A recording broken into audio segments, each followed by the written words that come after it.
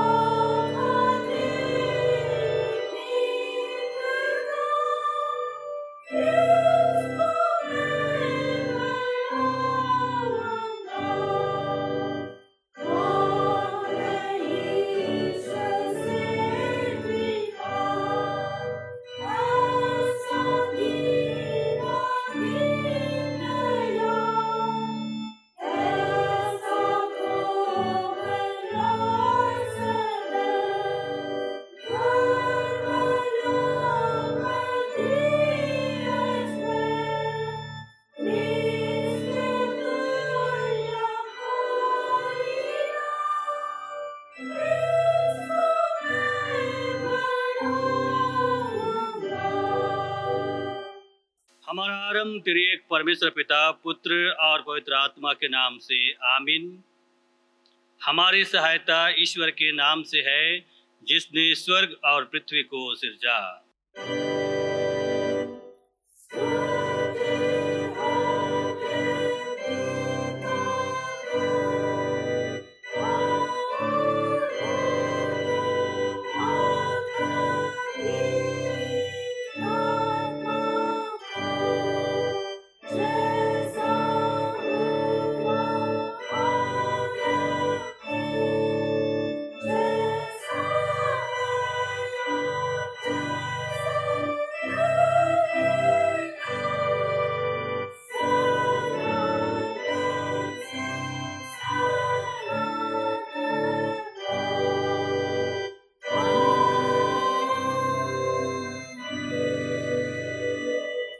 हम ईश्वर के सामने अपने पापों को दीनताई से मान लेवें।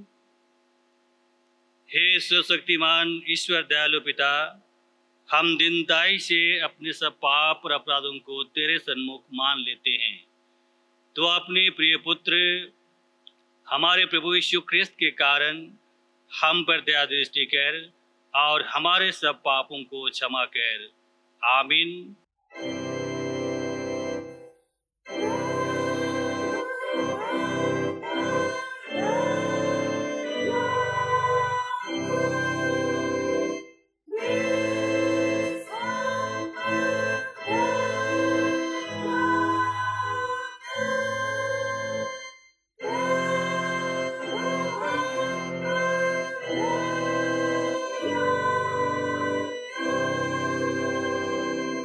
रोमी 4 उसके 25 वह हमारे अपराधों के लिए पकड़वाया गया और हमारे धर्मी ठहराए जाने के लिए जिलाया गया। आमीन।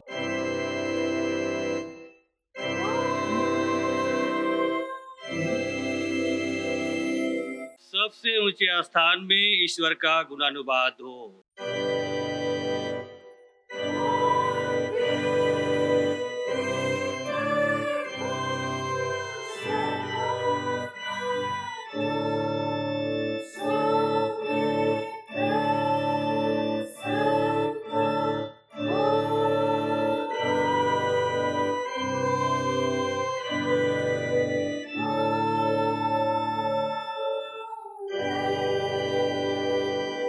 प्रभु तुम्हारे संग हो।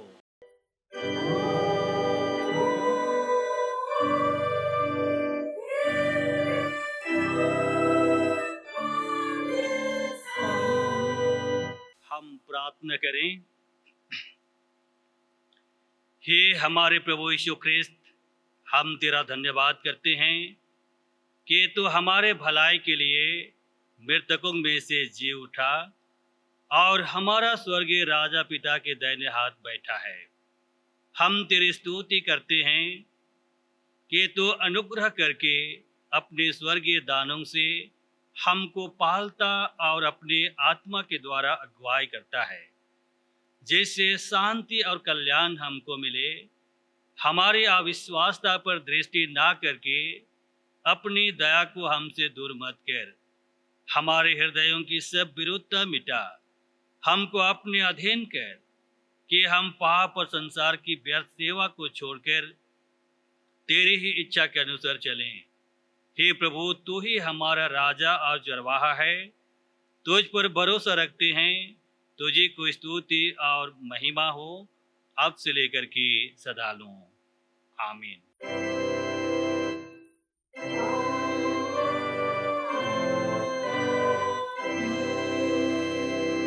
आज के लिए ठहराया गया पहला पाठ वचन सुनेंगे जो हम सबों को मिलेगा। इफिसियों के नाम पौलुस प्रेरित की पत्री, उसके 2 अध्याय 4 पद से लेकर के 10वें पद तक। इफिसियों के नाम पौलुस प्रेरित की पत्री, उसके 2 अध्याय 4 पद से लेकर के आगे 10वें पद तक।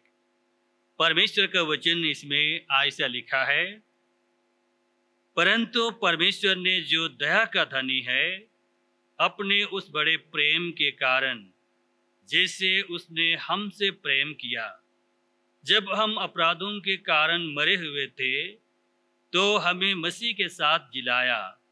अनुग्रह से तुम्हारा उद्धार हुआ है और मसीह यीशु में उसके साथ उठाया और स्वर्गीय स्थानों में उसके साथ बैठाया, कि वह अपनी उस कृपा से जो मसीह यीशु में हम पर है, आने वाले समयों में अपने अनुग्रह का असीम धन दिखाए। क्योंकि विश्वास के द्वारा अनुग्रह ही से तुम्हारा उद्धार हुआ है, और यह तुम्हारी ओर से नहीं वरन परमेश्वर का दान है, और न कर्मों के कारण, ऐसा ना हो कि कोई घमंड करे। क्योंकि हम उसके बनाए हुए हैं और मसीह यीशु में उन भले कामों के लिए सृजे गए हैं, जिन्हें परमेश्वर ने पहले से हमारे करने के लिए तैयार किया है। आमीन। तेरा धन्यवाद हो हे ख्रिस्त यीशु। हालेलुया।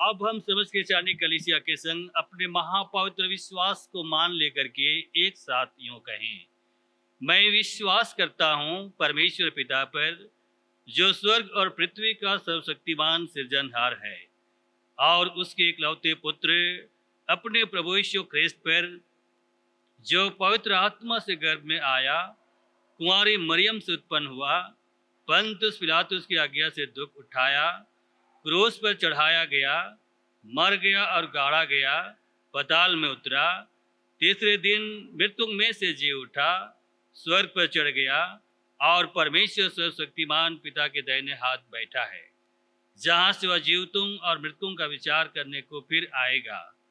मैं विश्वास करता हूँ पवित्र आत्मा पर, एक ही पवित्र क्रिस्टियानी कलीसिया, पवित्रों की संगत पर, पापों की क्षमा, देह के जी उठने और अनंत जीवन पर।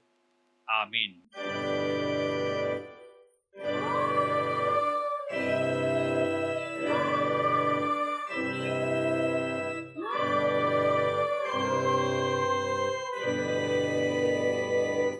हम लोग इस समय फिर से साक्षी वाणी से गीत गाएंगे।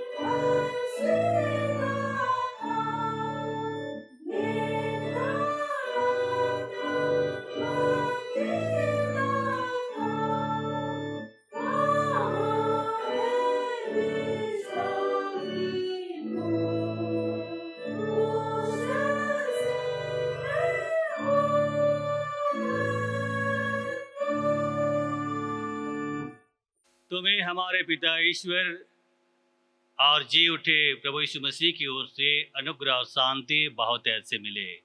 आमीन। हम प्रभु का धन्यवाद करें, प्रार्थना करेंगे।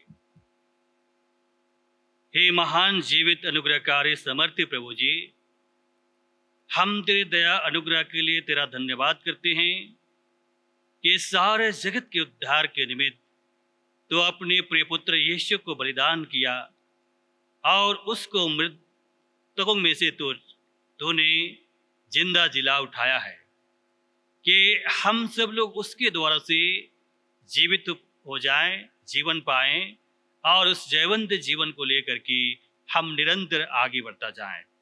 हम इस समय तेरे जीवित वचन को मनन करना चाहते हैं। तो हमारी सहायता कर कि हम तेरे अगुवाई से वचन को मनन करके अपने जीवन में हम अधिकाई से रख सकें। प्रार्थना यीशु मसीह के नाम से मांगते हैं, सुन और स्वर्ग राज्य में ग्रहण कर। आमीन। आज के लिए जो उपदेश के निमित्त परमेश्वर का वचन ठहराया गया है वह हम सबों को मिलेगा।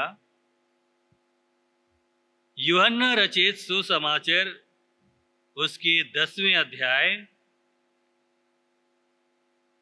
11 पद से लेकर के आगे 16 पद तक। यूहन्ना रचित सुसमाचार उसके 10वें अध्याय पद संख्या 11 से लेकर के आगे 16 पद तक परमेश्वर का वचन इसमें ऐसा लिखा है, हम लोग ध्यान से सुनेंगे। अच्छा चरवाहा मैं हूँ, अच्छा चरवाहा भेड़ों के लिए अपना प्राण देता है। मजदूर जो ना चरवाहा है और ना भेड़ों का मालिक है, भेड़िए को आते देख भेड़ों को छोड़कर भाग जाता है और भेड़िया उन्हें पकड़ता और तितर बितर कर देता है। वह इसलिए भाग जाता है कि वह मजदूर है और उसको भेड़ों की चिंता नहीं। अच्छा चरवाहा मैं हूँ, मैं अपनी भेड़ों को जानता हूँ और मेरी भेड़ें मुझे जानती है। जैसे पिता मुझे जानता है और मैं पिता को जानता हूँ और मैं भेड़ों के लिए अपना प्राण देता हूँ। मेरी और भी भेड़ें हैं जो इस भेड़शाला की नहीं, मुझे उनका भी लाना आवश्यक है। वे मेरा सब सुनेंगे, तब एक ही झुंड और एक ही चरवाहा होगा। आमीन। मसीह में प्यारे विश्वासियों,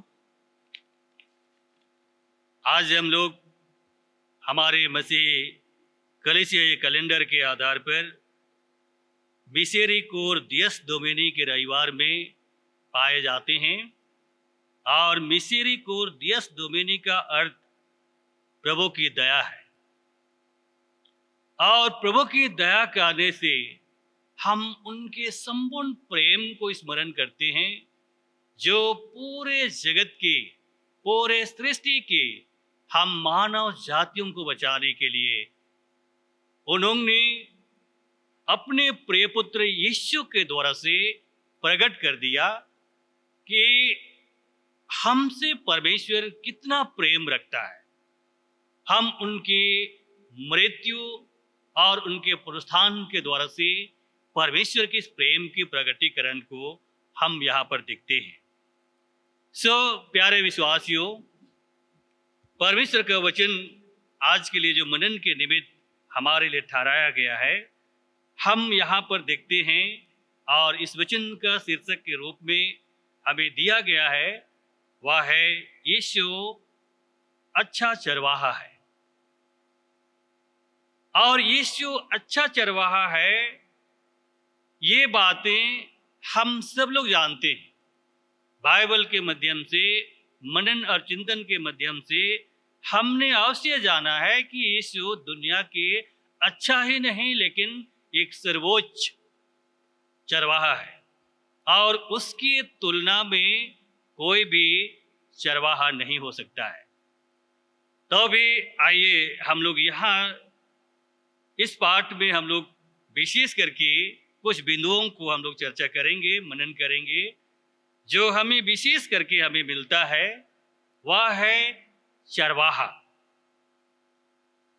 और दूसरा है मजदूर और तीसरा है भेड़ और चौथा है भेड़िए।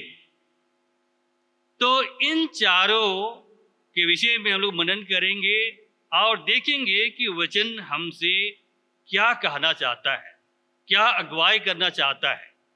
और इसलिए मसीह में प्यारे विश्वासियों, हम जानते हैं कि निश्चय ही चरवाहा भेड़ बकरियों को चराने का काम करता है और उस समय में विशेष करके फलस्तीन में हम लोग देखते हैं कि फलस्तीन में कैसे लोग खेती बाड़ी के साथ साथ भेड़ बकरी चराने का काम करते थे और उनका मुख्य व्यवसाय या काम में से एक था खेती बाड़ी और चरवाहे का काम। और इसलिए सभी लोग एक चरवाहे के जीवन से भली भांति परिचित थे और इसलिए यीशु उनके समझ के आधार पर ही यहाँ पर बताना चाहता है और वचन में हमें कहता है कि अच्छा चरवाहा मैं हूँ, अच्छा चरवाहा भेड़ों के लिए अपना प्राण देता है। मसीह में प्यारे विश्वासियों, यह वचन हमें बताना चाहता है कि अच्छा चरवाहा का यदि हम चर्चा करेंगे तो अच्छा चरवाहा केवल और केवल यीशु है जो अपने जीवन से अधिक अपने भेड़ों के लिए चिंता करता है और न केवल चिंता किया लेकिन अंत में अपने भेड़ों के लिए अपने प्राण की आहुति दे दी, अपने प्राण को उन्होंने बलिदान कर दिया और इसलिए यीशु अपने जीवन से अधिक अपने भेड़ों के लिए वो चिंता करता है, और इसलिए अच्छा चरवाहा यीशु है। हम एक साधारण से चरवाहा के जीवन को देखते हैं तो उनके 3 भागों को हम लोग मनन करते हैं, और सबसे पहला भाग हम चरवाहे का जीवन को देखते हैं। चरवाहे का जीवन एक ऐसा जीवन है जो बहुत ही संघर्ष का जीवन है, त्याग और तपस्या का जीवन है। उनका ना परिवार है, ना समाज है, ना धर्म है, और ना रहने का कोई ठौर है, ठिकाना है, घर है, समाज है, कुछ भी नहीं है। उनका जीवन दिन रात एक जगह से दूसरे जगह भटकने का जीवन हम लोग प्राप्त करते हैं। गर्मी हो, बरसात हो, जाड़े हो, हर एक मौसम में कितने प्रकार की समस्याओं का सामना करते हुए वो दिन रात भटकते रहता है, अपनी भेड़ों की अगुवाई करता है, उसकी चरवाही करता है, उनके लिए चिंता करता है। एक चरवाहे का जीवन बहुत ही एक कठिनाई का जीवन है। और दूसरे भाग में हम लोग देखते हैं एक चरवाहे का गुण, और एक चरवाहे का गुण जो है एक बुलाहट से हमें संबोधित करता है, और इसलिए वही को आज इस वचन में हमें आगे हम लोग वर्णन करेंगे कि जब तक वो गुण, वो बुलाहट ना हो, लोग उस जिम्मेदारी को नहीं भी निभा सकते हैं। और इसलिए चरवाहे का गुण एक बुलाहट से संबंधित है, जो अपने भेड़ों के लिए वो चिंता करता है। और तीसरी बातें हम लोग देखते हैं, एक चरवाहे का जीवन एक जिम्मेदारी का, एक रिस्पॉन्सिबिलिटी का जीवन होता है। हर एक परिस्थिति में अपनी भेड़ बकरियों की चरागाह के लिए, उनके सराय के लिए, उनके ठहरने के लिए, और साथ ही दूसरे आक्रमण से, बाह्य आक्रमण से उनकी सुरक्षा के लिए। तो कई प्रकार की इनकी जिम्मेदारियां हैं, और इसीलिए ये चरवाहे दिन को रात को जागते हुए अपने भेड़ों की वे रक्षा करते हैं। प्यारे विश्वासियों, इस गुण के द्वारा से आज परमेश्वर का वचन हम सबों को क्या कहना चाहता है, क्या बताना चाहता है, और इसलिए वो चरवाहा कौन है।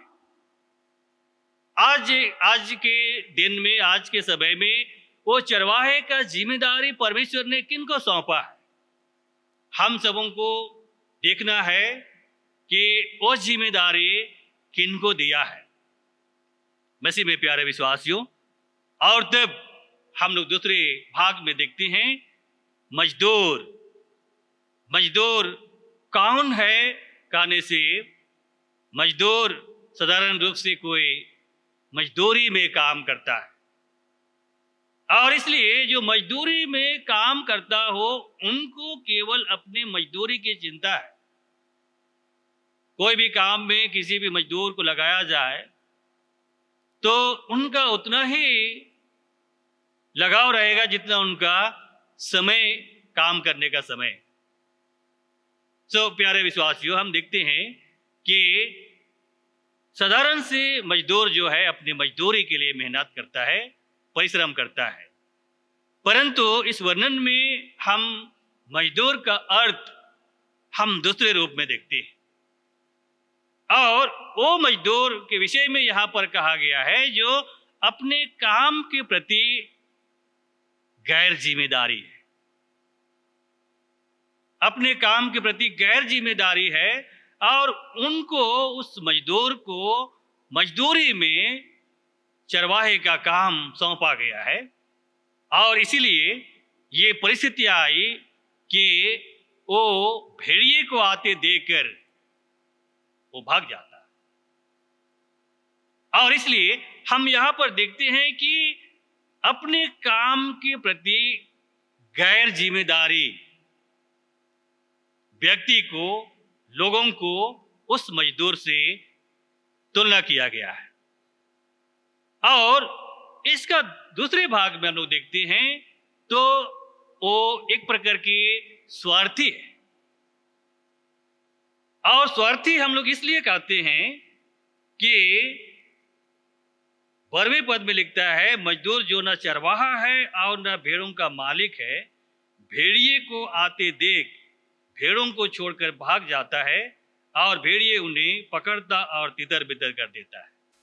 मसीह में प्यारे विश्वासियों, और तब हम यहाँ पर देखते हैं कि मजदूर गैर जिम्मेदारी के साथ साथ उनको अपने प्राण की चिंता है, अपने प्राण का स्वार्थ है। और परमेश्वर का वचन बताता है कि तू अपने प्राण के लिए चिंता ना करना कि हम क्या खाएंगे, क्या पहनेंगे। मसीह में प्यारे विश्वासियों, ये प्राण के लिए, ये शरीर के लिए तो परमेश्वर चिंता करता है। और इसलिए इस मजदूर के जीवन में हम देखते हैं कि वो अपने प्राण के स्वार्थ के रूप में यहाँ दिखाता है कि वो भेड़िए उनको हानि ना पहुंचाए, अर्थात उनकी प्राण बचाया जाए। वो अपने प्राण के स्वार्थ के रूप में, स्वार्थी के रूप में हम यहाँ पर देखते हैं। और उस मजदूर के तीसरे भाग में हम लोग देखते हैं तो एक तरह से हम लोग डरपोक हम लोग कह सकते हैं। और ये तीनों गुण उनमें मौजूद दिखाई देता है। एक तो अपने भेड़ों के प्रति गैर जिम्मेदारी है, अपने शरीर, अपने प्राण के बारे में वो स्वार्थी है, और तब वो डरपोक का भी गुण यहाँ पर दिखाता है।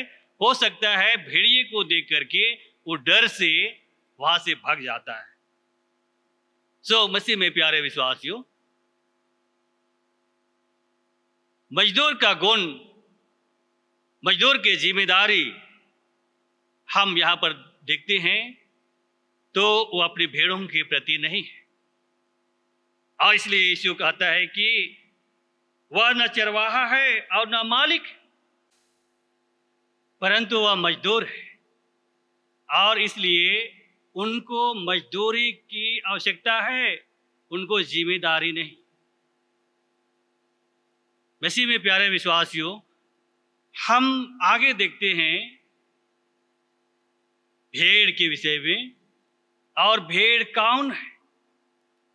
यदि हम कहें कि भेड़ कौन है तो भेड़ हर एक मनुष्य, केवल विश्वासी नहीं, केवल मंडली और कलीसिया के लोग नहीं, लेकिन दुनिया में जितने भी मनुष्य हैं, जितने भी मानव हैं, सब परमेश्वर की भेड़ है। और इसका स्पष्टीकरण हम लोग 16वें पद में हम लोग देखते हैं, मेरी और भी भेड़ें हैं जो इस भेड़शाला की नहीं, मुझे उनका भी लाना आवश्यक है। वे मेरा सब सुनेंगे, तब एक ही झुंड और एक ही चरवाहा होगा। और इसलिए जो कलीसिया से बाहर हैं वे भी परमेश्वर की भेड़ हैं। प्यारे विश्वासियों, और यदि हम सारे मानव जाति हम परमेश्वर के भेड़ हैं तो हमारी जिम्मेदारी, हमारी कर्तव्य क्या है? हम बाइबल की दृष्टि से देखते हैं तो भेड़ों का जिम्मेदारी को हम 2 भागों में देखने का प्रयास करते हैं।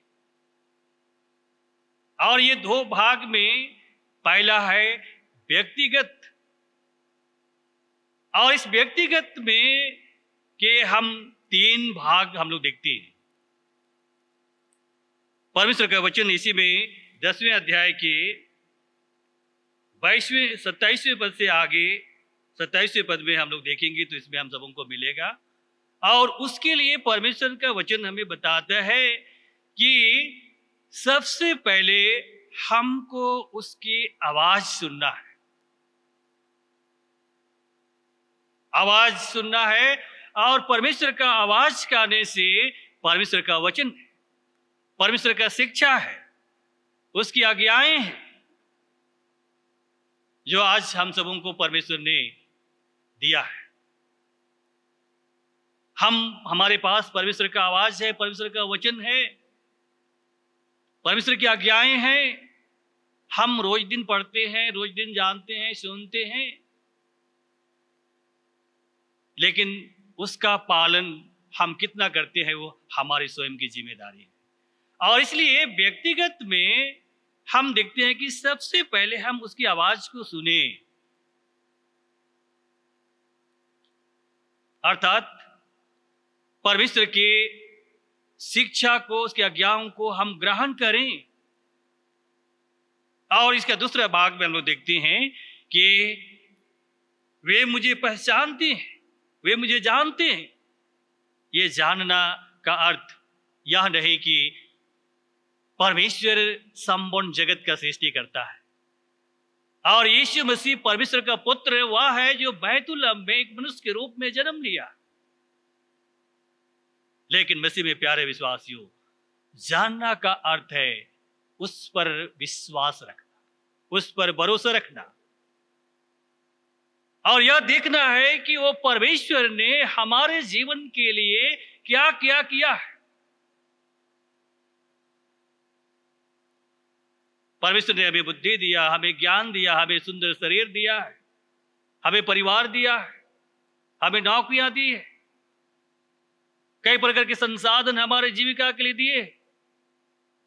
लेकिन मसीह में प्यारे विश्वासियों, हम किसी न किसी रूप से परमेश्वर को नहीं पहचानते, परमेश्वर को हम लोग भूल जाते हैं। जो परमेश्वर ने हमारे जीवन में जो पराक्रम किया है, उन पराक्रम को हम भूल जाते हैं और उस व्यक्तिगत जिम्मेदारी से हम दूर निकल जाते हैं। तीसरे भाग में हम लोग देखते हैं इस व्यक्तिगत जिम्मेदारी के, और वो तीसरे भाग है अनुसरण करना। वे मेरे पीछे पीछे चलते हैं और अनुसरण करने का अर्थ है पालन करना। मसीह में प्यारे विश्वासियों, परमेश्वर के वचन को हमको व्यवहारिक बनाना है। परमेश्वर का वचन हमें बताता है कि तुम केवल वचन का सुनने वाला नहीं, लेकिन वचन के आधार पर चलने वाला बनो। जो केवल वचन को सुनता है वो अपने आप को धोखा देता है। पहला कुरिन्थ की किताब उसके 13 अध्याय पहला पद से आगे हम लोग इस वचन को अच्छी तरह से जानते हैं, जो प्रेम सबसे उत्तम मार्ग है के विषय में हमें बताता है। यहां पर लिखा है, यदि मैं मनुष्यों और स्वर्ग दूतों की बोलियां बोलूं और प्रेम न रखूं तो मैं ठनठना तो वह पीतल और झनझना तो वे झांझ हूं। और यदि मैं भविष्यवाणी कर सकूं और सब भेदों और सब प्रकार के ज्ञान को समझूं और मुझे यहां तक पूरा विश्वास हो कि मैं पहाड़ों को हटा दूं, परंतु प्रेम न रखूं तो मैं कुछ भी नहीं। मैं अपने सारे संपत्ति कंगालों को खिला दूं, गरीबों के बीच में बांट दूं, लेकिन यदि हम उनसे प्रेम ना करें तो सब कुछ व्यर्थ है। इसलिए मसीह में प्यारे विश्वासियों, अनुसरण करना, परमेश्वर के बताए हुए उस पद चिन्हों पर हमें चलना है जो परमेश्वर ने एक दूसरे पर दया करने के लिए, प्रेम रखने के लिए, सहानुभूति रखने के लिए, सेवा करने के लिए हमको एक जिम्मेदारी दिया है। उस जिम्मेदारी को आज हम सबों को समझना होगा। और इसी के दूसरे भाग में हम लोग देखते हैं एक समूह के रूप में, एक झुंड के रूप में, जो 16वें पद में हम लोगों ने सुना है कि इस भेड़शाला की नहीं, उन्हें भी, उनको भी लाना आवश्यक है। मसीह में प्यारे विश्वासियों, और इसलिए इस भेड़शाला हम लोग कहेंगे एक समूह, एक झुंड। और ये झुंड आज हमारी मंडली, हमारी कलीसिया, हमारे समाज के रूप में हम लोग देख सकते हैं। चरवाहों के बीच में बहुत सारे पूरे झुंड में भेड़ रहते और अपने चरवाहे के पीछे पीछे चलते हैं। कितना एकता, कितना संगठन उनके बीच में दिखाई देता है। मसीह में प्यारे विश्वासियों, और इसलिए यदि हमारा इस मंडली और समाज और कलीसिया वो भेड़शाला है, तो उसके लिए हमें कई एक चीजों को हमें पालन करने की आवश्यकता होगी, और उसके लिए जरूरी है ईमानदारी, पारदर्शिता, ईर्ष्या रहित जीवन और स्वस्थ रहित जीवन। ये तीन ऐसी चीजें हैं जो मंडली कलीसिया रूपी भेड़शाला में फूट पैदा करता है। ईमानदारी नहीं, कई प्रकार की ईर्ष्या और जलन दूसरों के प्रति में, उनके विकास, उनके सफलता के विषय में, कलीसिया के धन संपत्ति को अपने स्वार्थ के लिए, अपने स्वार्थ के रूप में हम देखते हैं।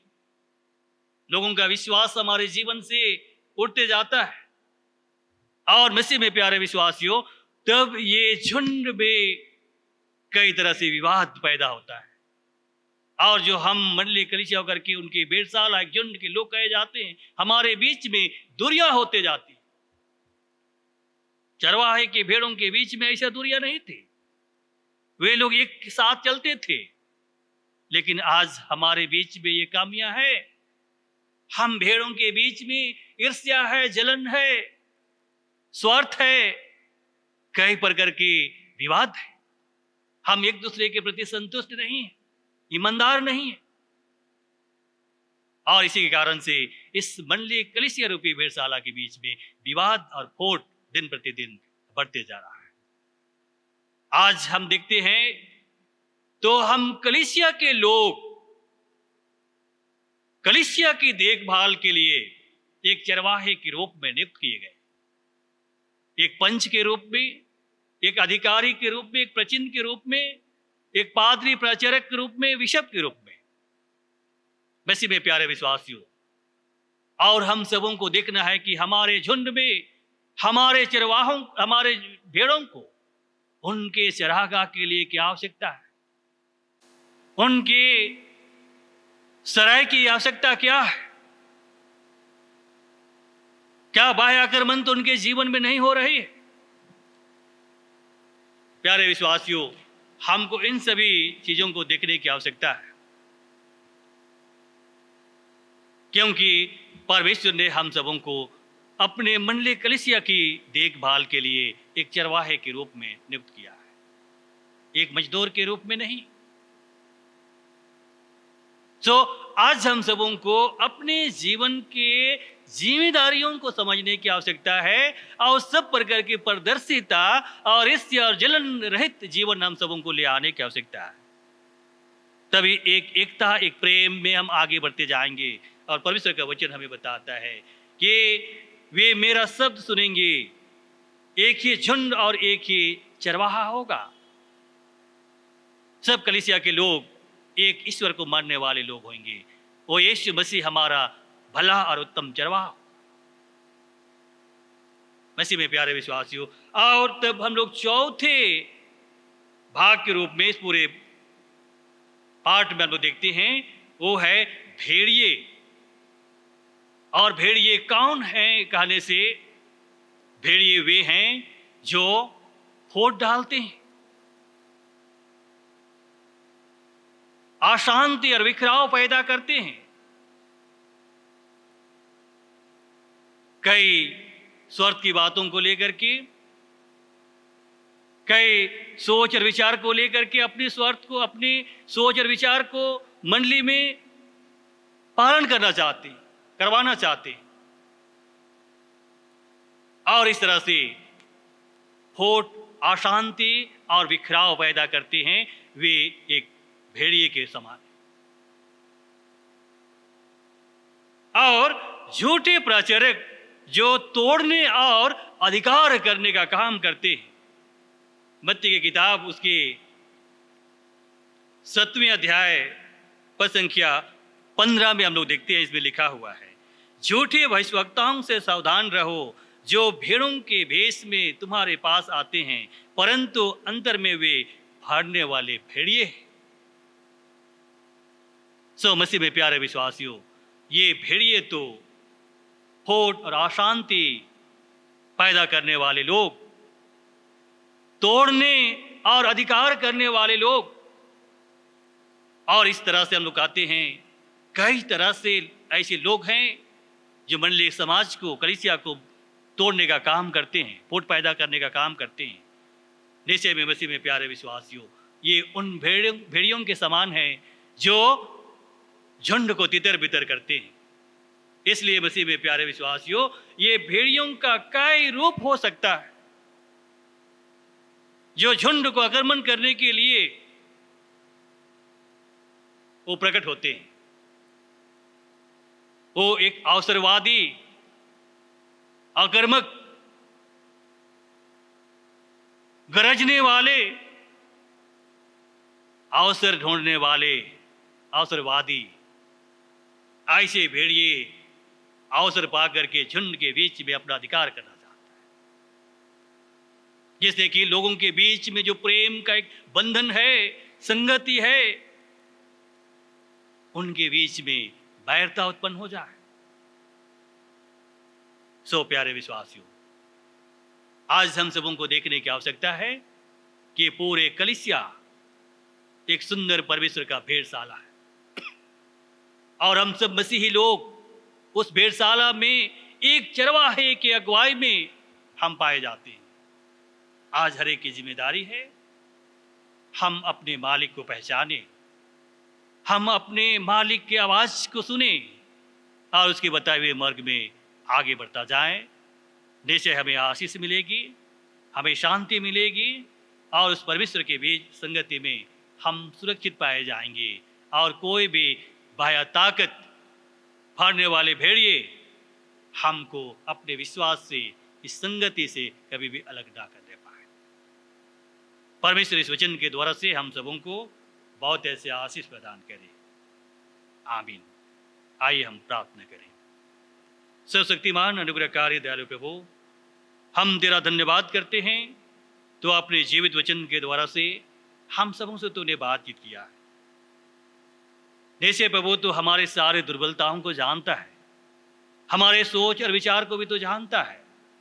इसलिए प्रार्थना करते हैं सब प्रकार की ईर्ष्या, डाह, सब प्रकार के स्वार्थ को दूर करके तो अपने पवित्र आत्मा का सामर्थ्य में भर दीजिए कि निश्चय पिता परमेश्वर हम प्रतिदिन तेरे आवाज को सुनने वाले बन सकें, हम तुझे पहचानने वाले बन सकें, हम तेरे बताए हुए मार्ग में आगे चलने वाले बन सकें।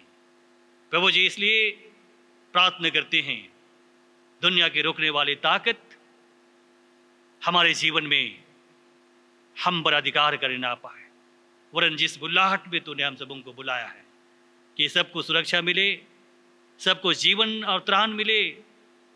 हे परमेश्वर प्रभु, तेरे संगति में हमें प्रतिदिन तृप्त हो सकेंगे और दिन प्रतिदिन तेरे बताए हुए मार्ग में हम आगे बढ़ते जाएंगे। ऐसी आशीष की भरपूरी हम एक ही के जीवन में तो बहुत ऐसे प्रदान करें। प्रार्थना हमारे उद्धार करते यीशु मसीह के नाम से मांगते हैं, सुन और स्वर्ग राज्य में ग्रहण कर। आमीन। आइए हम लोग इस समय फिर से साक्षी बारी से गीत गाएंगे।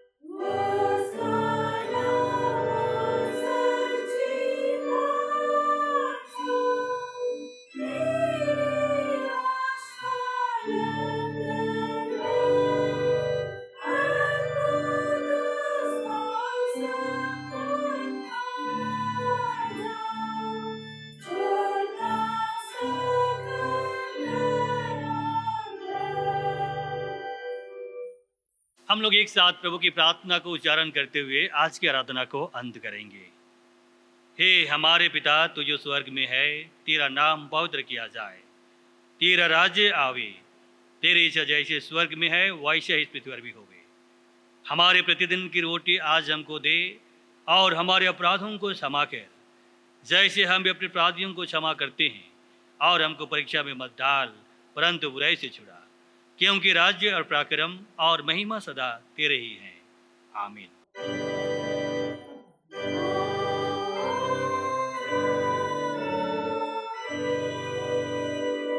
अब त्रिएक ईश्वर का आशीर्वाद विश्वासी और दीन मन से ग्रहण करें। परमेश्वर तुझे आशीष दे और तेरी रक्षा करे। परमेश्वर अपना मुख तुझ पर प्रकाश करे, तुझ पर अनुग्रह करे। परमेश्वर अपने मुख का प्रकाश तुझ पर चमकावे और तुझे कुशल देवे। आमीन।